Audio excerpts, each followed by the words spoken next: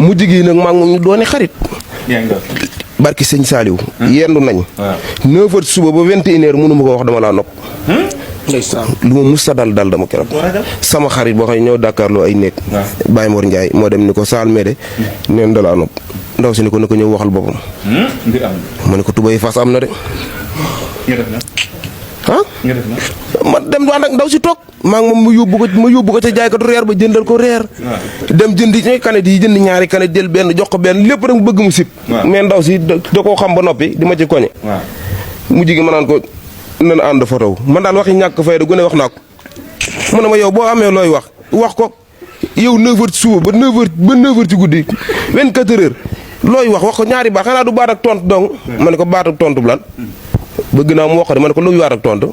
mu ne ma dooni ma dama laa nopp benn yoon rek mu jeex ma ne ko voilà.